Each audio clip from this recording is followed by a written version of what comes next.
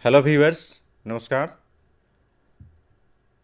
We are going to discuss the concept of realism in international relations, theory of international relations. What is the importance of realisms? Why realism is important for international relations or theories of international relations? You know the global politics, you know international relations, what is the link between the international politics or global politics today, the era of globalizations or 21st century.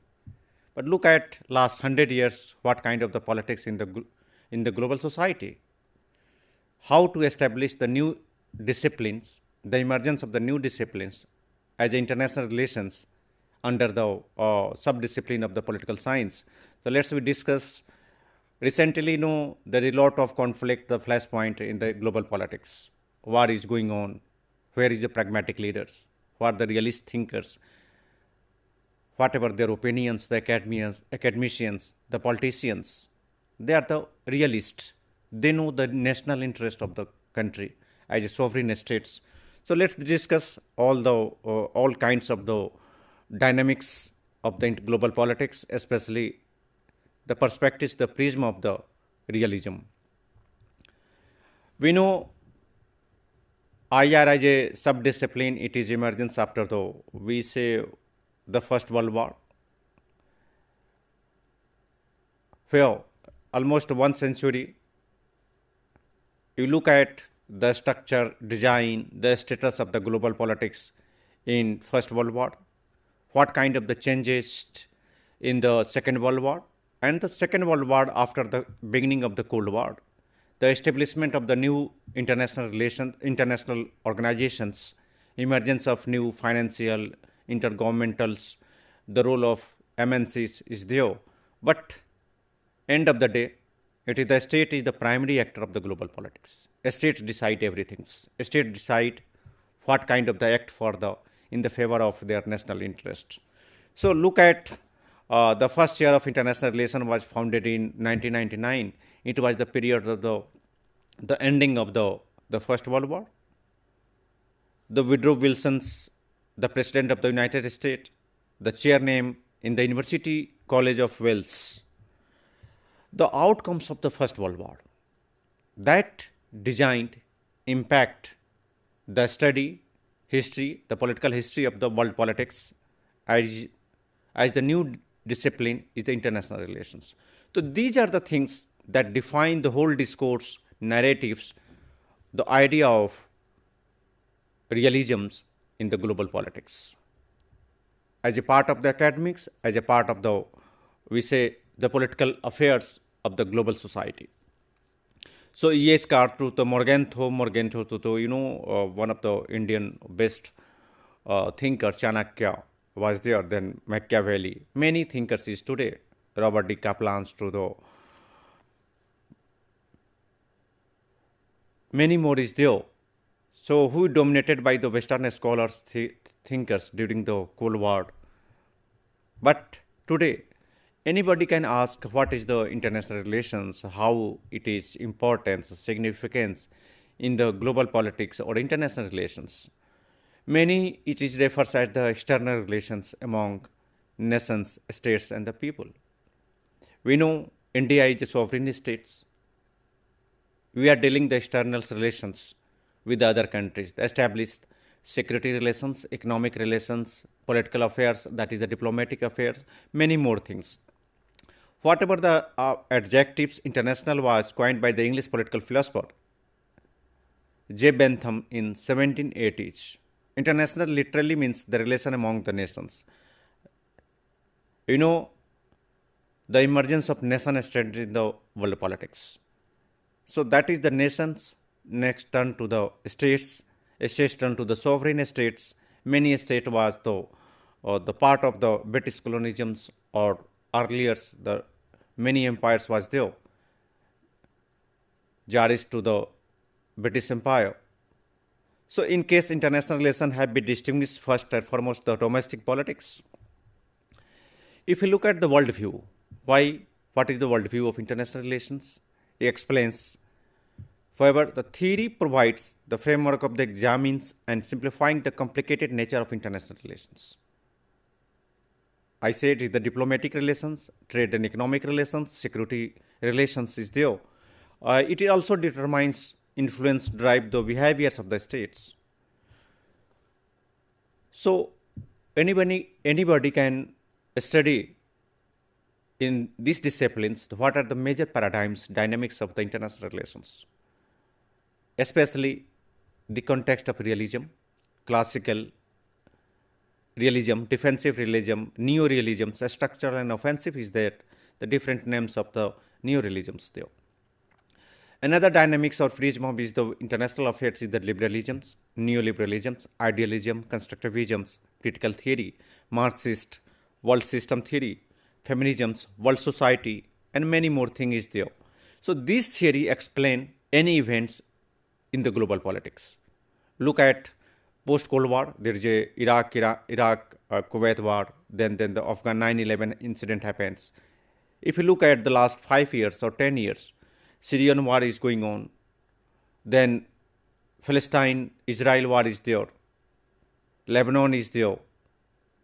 India also faces challenges of the different wars, the state border, cross-border terrorism, along with the war with the China and Pakistan. So these events matters for define the discourse narrative of international relations. So liberalism, Marxism, feminist, green theory, modern nation states, security war, arms control, diplomacy and great wars, Cold War, New World Order, non-state actors, their effects on international relations and globalization, end of the day, because this is the era of globalization in 21st century, the new wave of the globalizations. So these defined the whole dynamics of discourse of international relations. Look at realism paradigms, classical to feminist to the peace studies. These things explain the dynamics of realisms, the main assumptions, the implications, classical, neo-religion, criticals, because E.H. Carr to the Morganto to the Robert D. Kaplan to Mearsheimer, all are the realists in the global politics. If you look at the ancient Western thinkers like the Hobbes, Rousseau, Webers, they are also realists in terms of global politics, domestic politics of the Western society, especially Europe and American society. But international relations powers matters. Realism defined the powers in terms of national interest. Many realists or pessimists view human natures. Human natures believing in the human's essence, violent, selfish, aggressive. Many more, this is the main character of the humans in society. Like the states also behave in the international society. A state that is the sovereign states. If you look at the one state, they are not sovereign, whatever the Tibet, it is the part of China, whatever China claim today. Tibet is not a independent state. Earlier it was the independent state. Today it is autonomous under the Chinese rules. So many as such countries, the region is there, they controlled by the many states.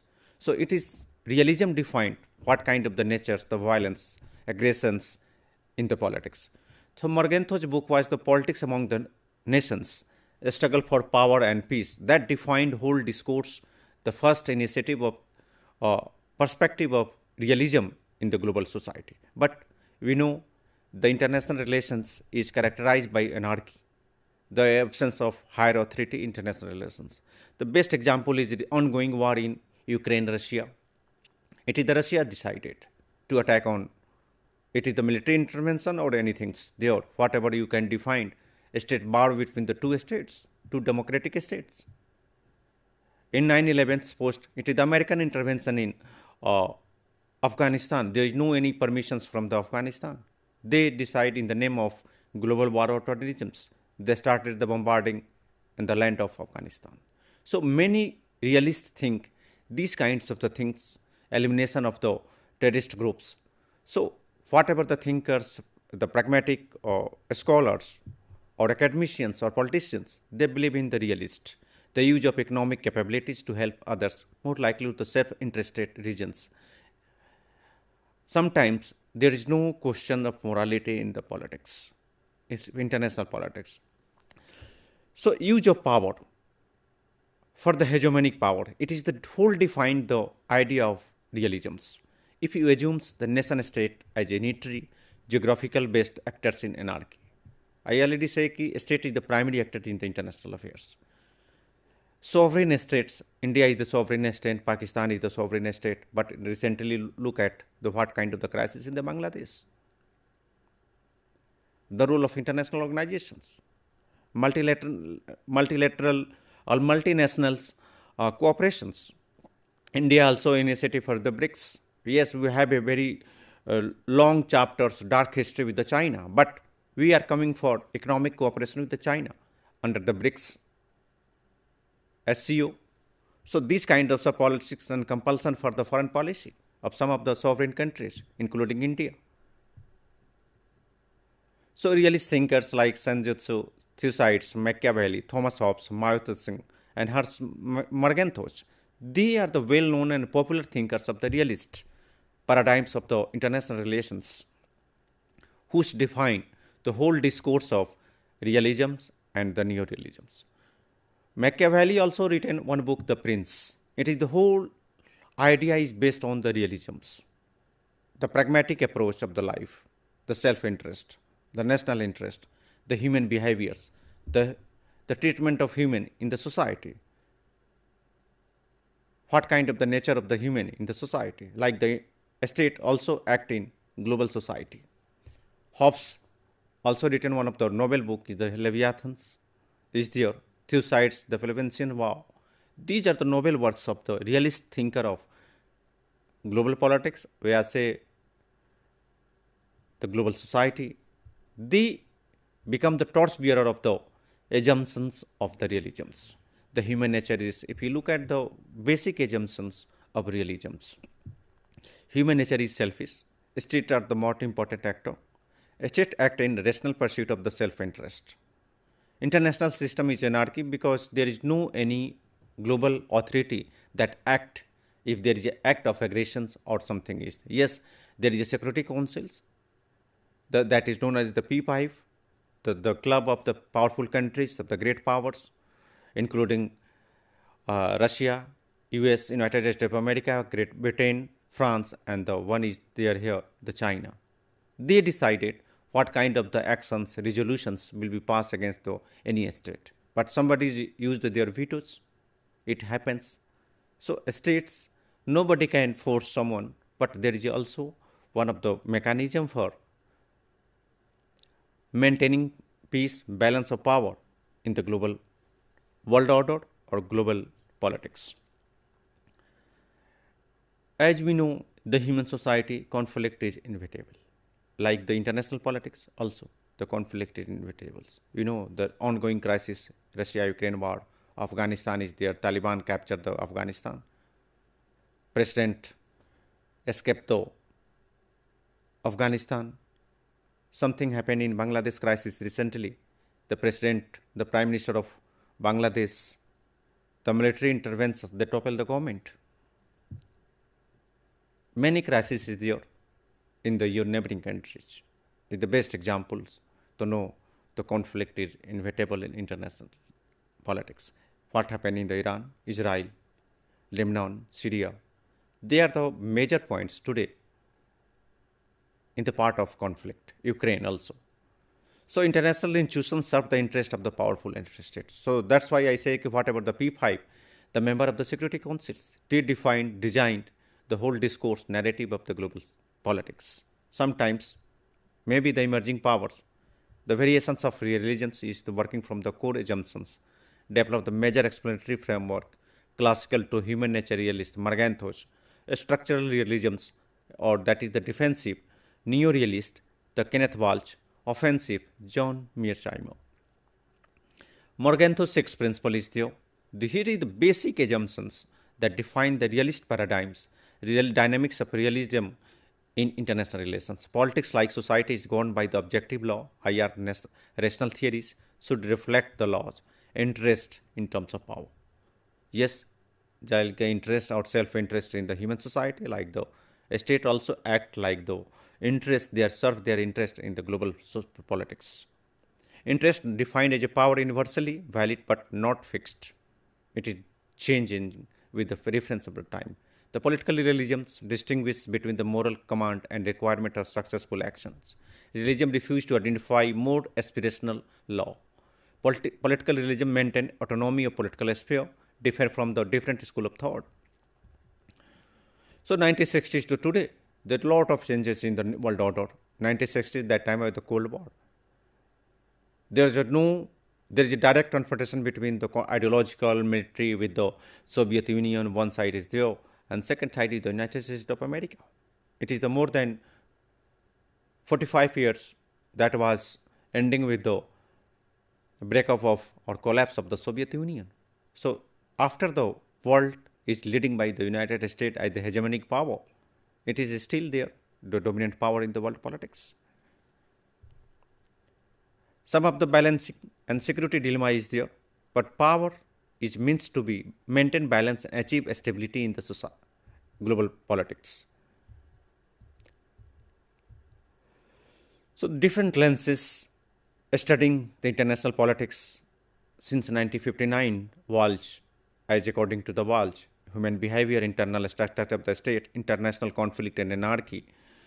And then if you look at the Mearsheimer's, American academicians assume a state have enough power to they secure their no vulnerabilities, existing threats, minimum sensitivities, major threats. So they classified the minimum and major threats the part of the national interest or national security. So Mearsheimer say a state must classify what kind of the threats is rising or maybe the future perceptions or threat perceptions for the as a sovereign state in the global society or global politics. So defensive realism is the human behavior, internal structure, state, international conflict and anarchy. Internal structure of the state, look at the China, look at the Bangladesh, Pakistan, India as well as also. India is trying to maintain balance of power in the South Asia, but there is some internal conflict disturbs whatever happened in the Bangladesh, something sometimes in the Manipur, some disturbance in the Myanmar. So it kind of the new conflict sometimes in the by the Pakistan. So sometimes India face some heated or some matter of the national security from the neighboring countries. China also in the Indian Ocean or we say Indian Pacific, Indo-Pacific. So lot of multilateral cooperations, strategic partnership, international relations, that is the part of international conflict and anarchy is there. How to maintain the balance of the power, how to what is the role of the emerging power, the great powers, to maintain peace and stability in the world society. So Mearsheimer say, realism assumes the states have enough power to they secure, they have no vulnerabilities existence there. Offensive realism's survival is always questions. Survival for fittest, security dilemma is there. They also say one thing is like power is offensive realism like the money in the economics. Somebody say what is the role of money? Money in economics is the primary determinants.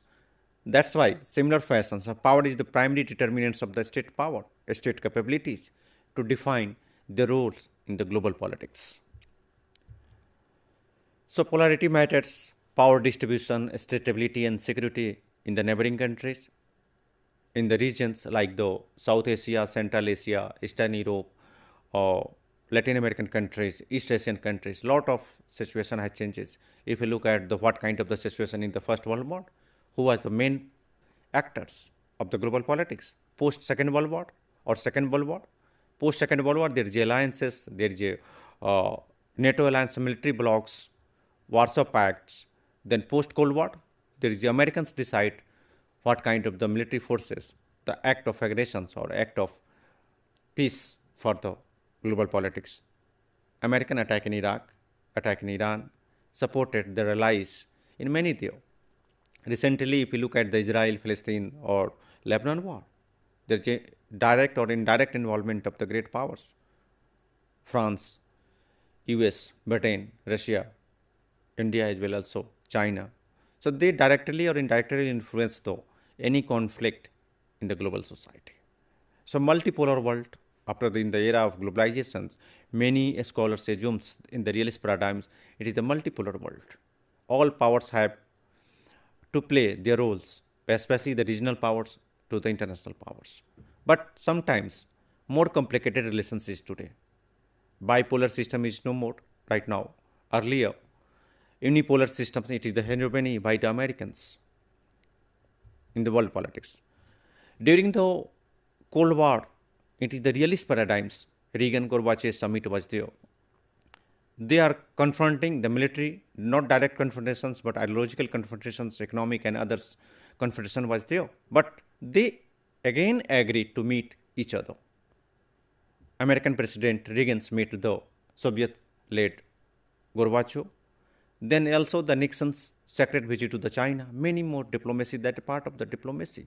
The winning their situations, the how to maintain hegemony, stability in the global politics. Sometimes, one of the examples I say, in 1997-1998 summit between the China President Jiang Zemin and the President Bill Clinton of America, President Clinton decided to delink improvement in human rights in the US trade negotiations with the China over the renewal of the most favored nations. Americans always blame the Chinese record of the human rights is very low. It is the gross violation of human rights on the minorities in China, Tibetans, many more is there. So we say these paradigms define the whole discourse, paradigms of the global politics, especially look at realist paradigms of the international relation, E.H. Carr to the Morgenthau to Mearsheimer, Kenneth Walsh, all decided what kind of the political systems is there, how to define the balance of power, security dilemma, act of aggressions, to maintain stability, peace. There is a UN peacekeeping force is also there. But they try to manage. But there is always powers matters, national security matters, national interest matters of any sovereign state in the global politics. That's why this paradigm is very important to learn and understand the theories of international relations, and especially basic knows the fundamental assumption of the global politics. Thank you.